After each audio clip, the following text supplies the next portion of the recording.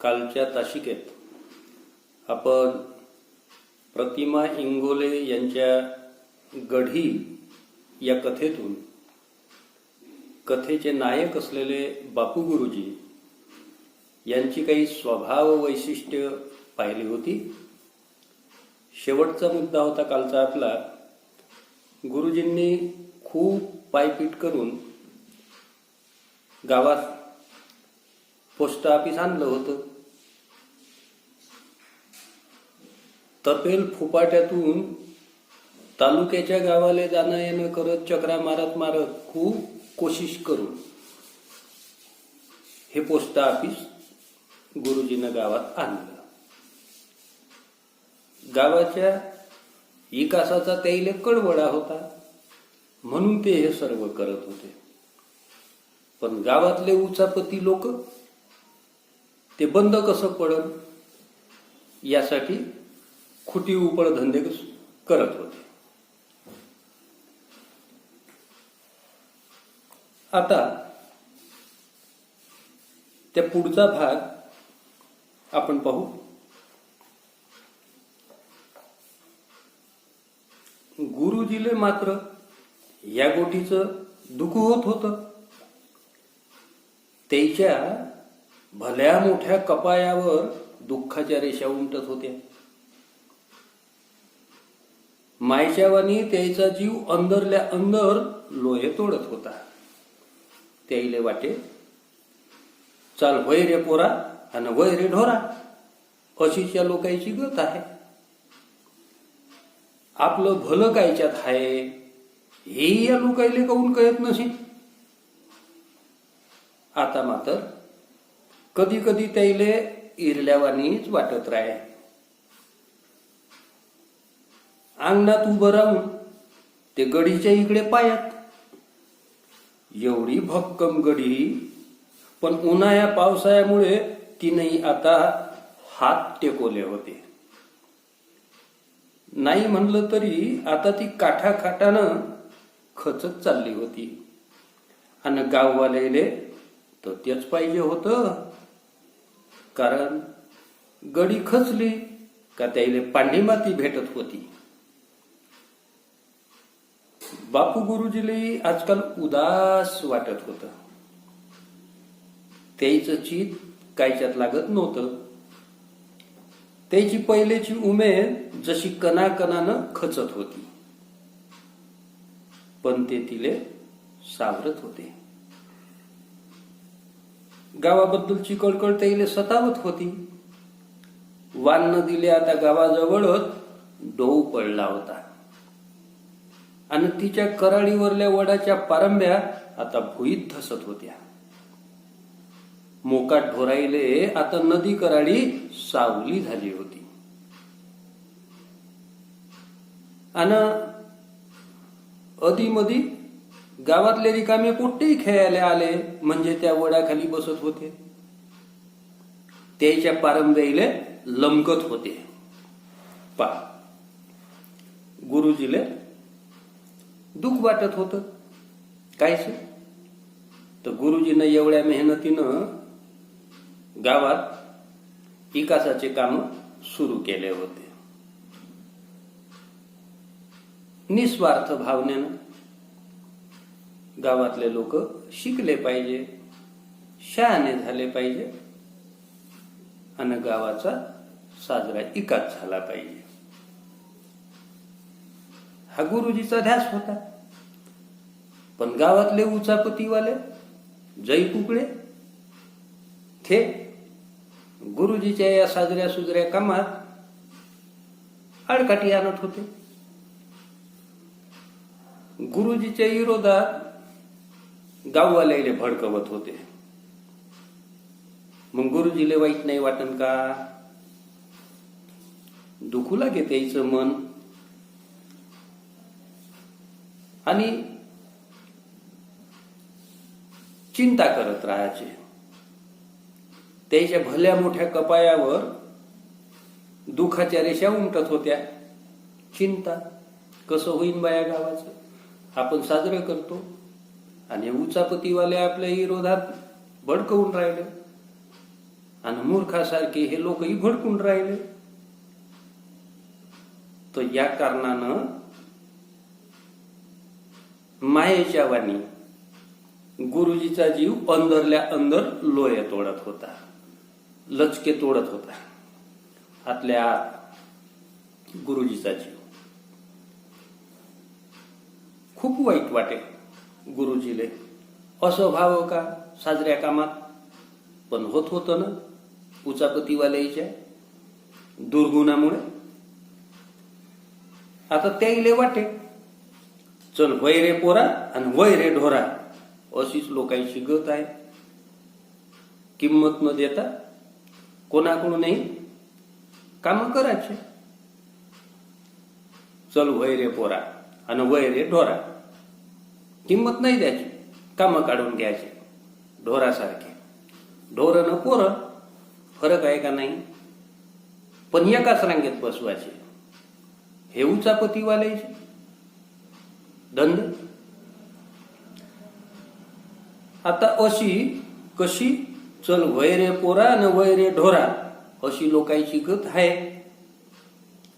हो, म्हणजे अक्कलच नाही ना.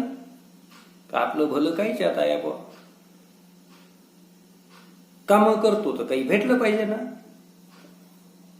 गुरुजीला नव्हतं वाटत असं आपल्याला काही भेटलं पाहिजे बा.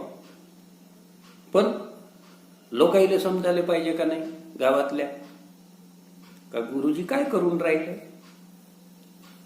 त्याच्यामुळे कोणता गाववाल्याले आपल्याला फायदा आहे. पण नाही ते विचार करत थे.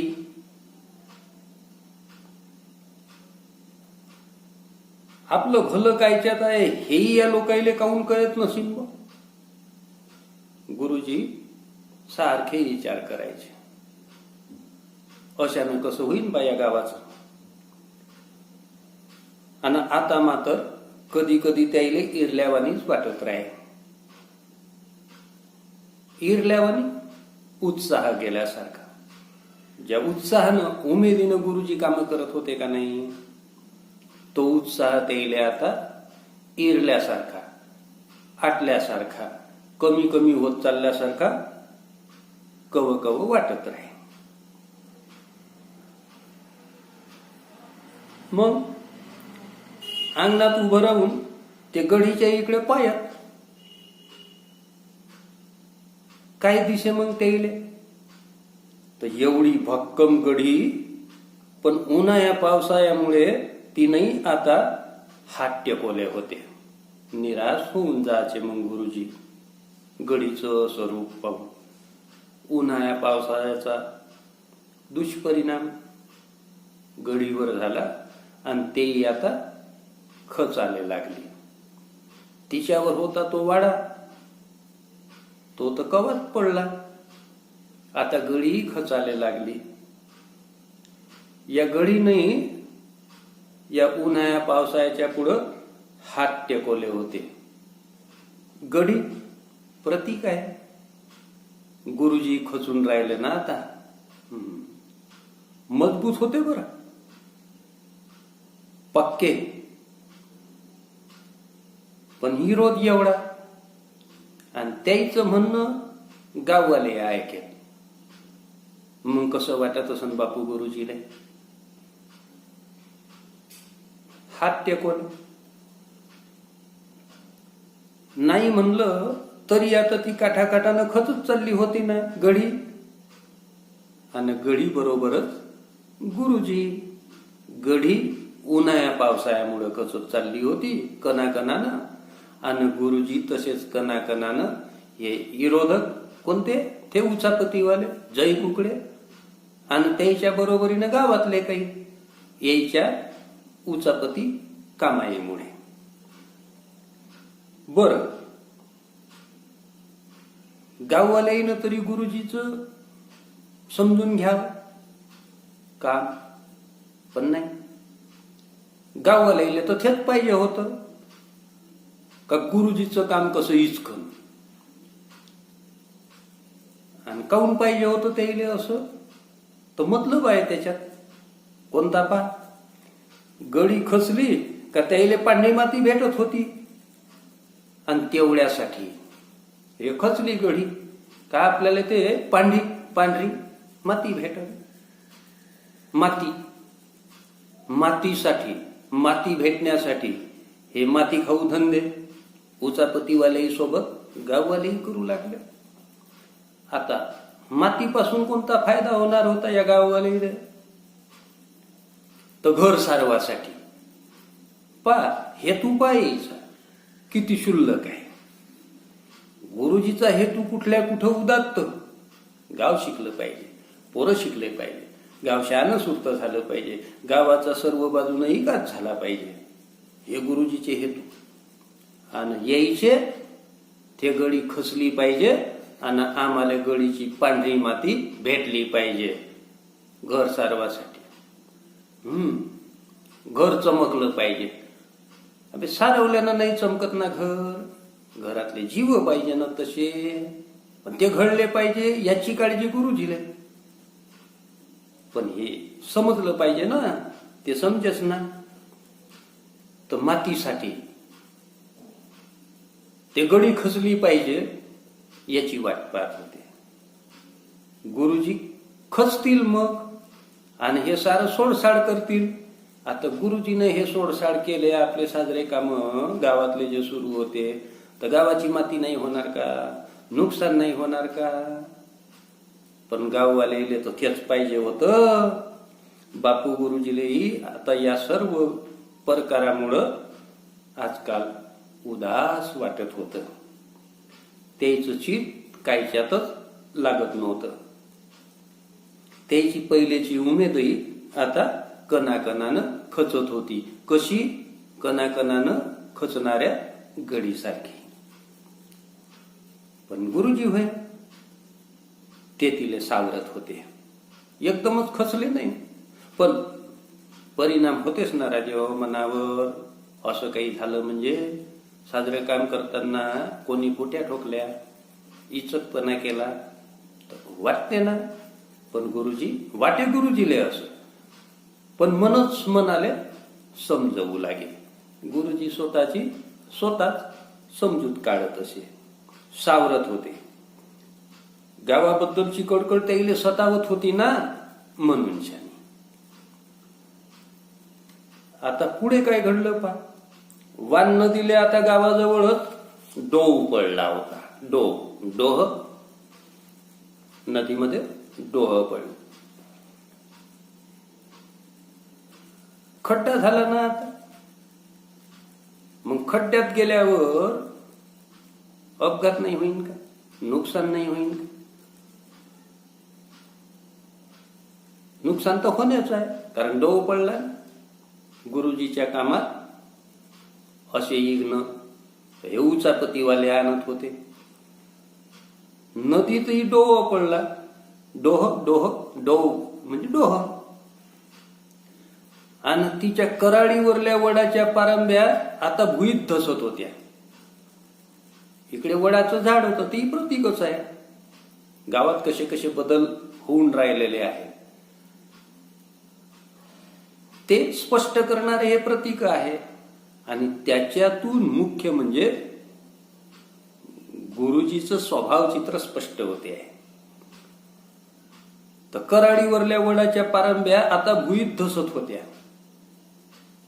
ते वडाचं झाड विस्तारत होतं, फैलत होतं, पसरत होतं. त्याने पारंब्या फुटल्या, त्या पारंब्या भुईत धसत होत्या. म्हणजे एवढ्या मोठ्या खोडावर ते पसरलेलं त्या वडाच्या फांद्यांचं रूप वज. पारंब्या आणखी आधार देऊ लागल्या. वाढू लागलं. आता त्याचा फायदा काय? तर मोकाट ढोराईले आता नदी कराडी सावली झाली होती. ढोरगिर बसाचे. सावली देत होता हा वृक्ष. वडाचं झाड सावली देत होतं. नदी कराडी काठावरच सावली देत होत. गुरुजी सावली धरत होते की नाही गावावर? झाड वडाचं सावली देत होतं. आणि अधीमधी गावातले रिकामे पोट्टे खेळाले तिकडे आले. का तेही मस्त वडाच्या झाडाखाली बसत होते आणि त्याच्या पारंब्याला लमकत होते, आनंद अनुभवत होते, मजा लुटत होते. असं हे निसर्गाचे काही घटक सोबतीला घेऊन कथा अधिक प्रभावी करण्यासाठी, होण्यासाठी हे वापरलेलं आहे.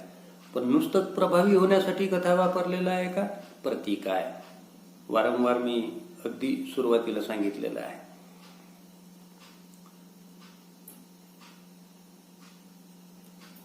पुढे काय तर बोर्डिंगातल्या पोराईचे गुरुजी भलेच लाडाचे होते. हो, त्याच्या शब्दाले सर्वेच मान देत होते. त्याच्या मताप्रमाणे वागासाठी सर्वेच धडपडत होते. कोण पण? हे बोर्डिंगातले पोर, विद्यार्थी. आणि गुरुजी त्याला जीव लावत होते. त्यानं तर रोज रात्री गुरुजी त्याले कंदिलाच्या उजिडात घेऊन बसत होते आणि झाकुल्यात आखीन काळजीनं उठत होते. अशातच गुरुजीचं पोरग बिमार पडलं, पण गुरुजीले त्याच्या परत बोर्डिंगातल्या पोरायची जादा काळजी. ते आपले बोर्डिंगातच झोपत होते. एक दिवस आखीन लक्ष्मी तापली. अहो, तुम्हाला पोरायची काही काळजी आहे की नाही? रोज त्याला इस्त्यावानी ताप राहते आणि तसंच असीन तर आम्हाला घरवाल्याला मारून टाका आणि मग बसा शहीदच जाऊ. अशी तापली गुरुजीची लक्ष्मी पत्नी. पहा, बोर्डिंग काढलं होतं का नाही गरीब होतकरू विद्यार्थ्यांसाठी. आणि त्याच्यावर मायेची वाकळ पांघरत होते. कालच्या तासिकेत पाहिलं ना आपण.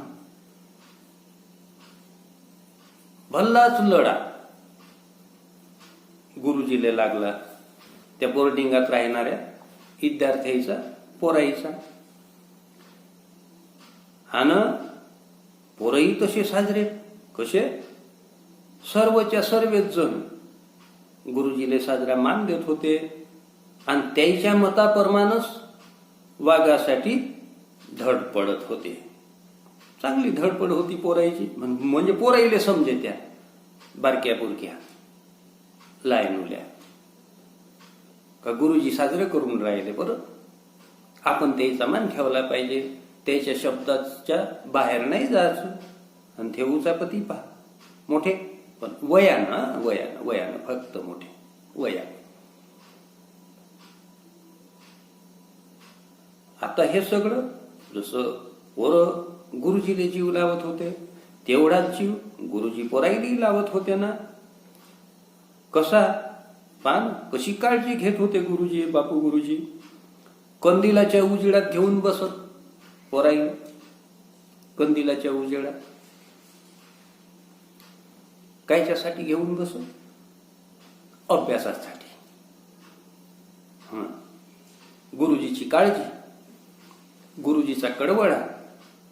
पोरं घडले पाहिजे, साजरं झालं पाहिजे त्याचं आयुष्य, पुढं गेले पाहिजे, पुढं साजरा एकाच झाला पाहिजे त्याचा. पोरायचं भविष्य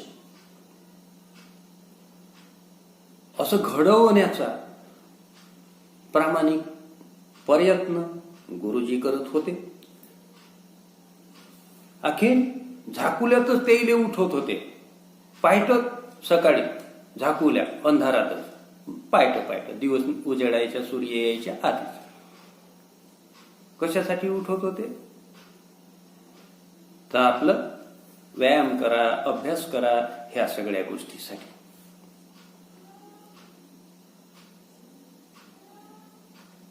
असे रमून जात होते गुरुजी बोर्डिंगातल्या पोराईत. घरादाराची फिकीरच नाही. तहान भूक हरवून गुरुजी आपल्या बोर्डिंगातल्या पोराई मस्त समरस होत होते. घरच्या पोरापेक्षा बोर्डिंगातल्या पोराची ज्यादा काळजी गुरुजीले होती. ते बोर्डिंगातच झोपत होते, त्याच्या सोबतच राहत होते. तर एक दिवस काय झालं, काय गुरुजीचं पोरग तापानं फणफणलं, ताप आला, जर आला आणि सादरच फणफणलं आणि गुरुजीचा पत्ता नाही. मग आता घरच्या बाईले वाटणच का नाही, त्या बोर्डिंगातल्या पोराची एवढी काळजी घेते आणि स्वतःचं पोरग इकडे बिमार पडलं, तापानं फणफणून राहिलं तर त्याला दवाखान्यातही नेत नाही, त्याच्याकडे दुर्लक्ष. राग येणं घरातल्या लक्ष्मीले साहजिक आहे. तो त्या रागारागात तापली गुरुजीची लक्ष्मी, गुरुजीची पत्नी. कशी तापली? अहो, तुम्हाला पोराची काही काळजी आहे की नाही? रोज त्याले इष्ट्यावानी ताप राहते. इष्ट्यावानी साजर सनकून ताप आहे. इष्ट तू समजते ना, विस्तव. आणि तसंच असेल तर आम्हाला घरवाल्याले मारून टाका आणि मग बसा शाईतच जाऊन. एवढा मनस्ताप लक्ष्मीले झालेला. साजरीच तापली दिसते. पण तापण्याचं कारण तसं साहजिक आहे. माहेचा जीव तीळ तीळ तुटते ना हो लेकराईसाठी, नाही का? मग आपल्याला नाही समजत आपल्या मायेचा जीव आपल्यासाठी कसा तुटते, हा वेगळा भाग आहे. पण तुटते बरं. हो, मोठी काळजी असते बिचाऱ्या माऊलीला, पोरायची, लेकरायची. आपण आपल्या माऊलीला किती समजून घेतो हा वेगळा भाग आहे. पुन्हा तिकडे बोलायला लागलो तर इकडचं राहील आणि वेळेचं भान ठेवावं लागेल ना आपलं. पा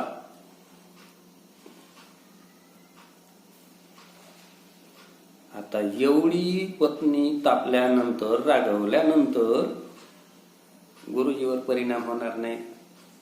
आणि गुरुजी काही मुद्दामच दुर्लक्ष करत होते का आपल्या घरादाराकडे? ते कामात व्यस्त होते, प्राधान्य दिलं होतं या कामाला म्हणून. आणि तिकडे आहे बा पत्नी आहे, सांभाळते घर, आपण हे सांभाळलं पाहिजे, असं होतं ते. आता मग मात्र गुरुजी पोराले अकोल्याले डॉक्टरच्या इकडे घेऊन गेले. आणि त्या दिवशी सारं बोर्डिंगच भकासलं होतं, उदास झालं होतं. बोर्डिंगात कोणी जेवलं नव्हतं. पहा, बोर्डिंगात कोणी जेवलं नव्हतं. रातचे पाखरं मुके होतात तसे सारे पोरं गिपचीप झाले होते. गुरुजीचं पोरग बिमार पडलं, तापानं फणफणलं आणि त्याला घेऊन गुरुजी मग अकोल्याला गेले. आता गुरुजी बोर्डिंगात नाही, पोराला घेऊन गेले ना. तर पोराईले काहीतरी आपल्यातलं हरवलं आहे असं वाटायला लागलं. रातचे पाखरं मुके होतात म्हणे, तसे हे पोरसोरही यायचाही किलबिला थांबला होता. त्याची किलबिल थांबते ना, तसं यायचंही. कोण जेवण केलं नाही, पण आता उशीर झाला. गुरुजीच्या पोराले अकोल्याला नेल्यानं काहीच पालट पडला नाही, फायदा नाही झाला. आणि पोराच्या मरणानं आणखीन एक डाव गुरुजी हादरले होते. गेलं पोरग बिचारा गुरुजीचं. मागे संपत्या गेला. हळहळले होते गुरुजी, आहे ना. बाण फुटला होता त्यांच्या हृदयाचा. धाय धाय लढले होते. पाहिलं ना आपण कालच्या ताशी. आता स्वतःचं पोरग गेलं. हादरले होते. धक्का बसला गुरुजीले. ओघळणाऱ्या डोळ्याईले सावरू पायत होते. समजते ना. बोर्डिंगातले पोरं त्यानं आखीनच भेदरले होते. गुरुजीचं असं दुःख पाहून तेही व्याकुळ झालेत बिचारे. भेदरून गेले, घाबरून गेले आणि एकमेकाईच्या गयात गये घालू घालू ते लढत होते. केवढी माया, अफाट तुफान माया पोराईच्या मनात गुरुजीबद्दलची, गुरुजीच्या कुटुंबाबद्दलची. अवकानी पाण्यानं गडीलाही झोळलं होतं आणि चौभोवताल ते खचत चालली होती. गुरुजीचे नोकरीहून दूर होयाचे दिस आता जवळ येत होते. पहा, अवकानी पाण्यानं, अवकाळी पाऊस काळात नाही, भलत्याच वेळात आलेला पाऊस अवकाळी पाऊस म्हणते. तर अवकाळी पाण्यानं गडीली झोळलं होतं त्या गडीला. आता तसं अवकाळी पाण्यानं याही गडीले झोळलं गुरुजी नावाच्या गडीला. गुरुजी नावाची गडी नाही का. मग अवकाळी पाऊस कोणता? पोराचा झालेला मृत्यू. यमदूत आला, घेऊन गेला. गुरुजी हादरले. माग संपत्या गेला, येतं पोरग गेलं आणि उचापतीवाल्याचे कारनामे कटकारस्थान तर सुरूच आहे. या सर्वच कारणानं आणि सर्व बाजूनं गुरुजी आता खचत चालले होते गडी परमानं. गुरुजीचे नोकरीहून दूर व्हायचे दिवस आता जवळ आले होते. जवळ रिटायरमेंट नाही का.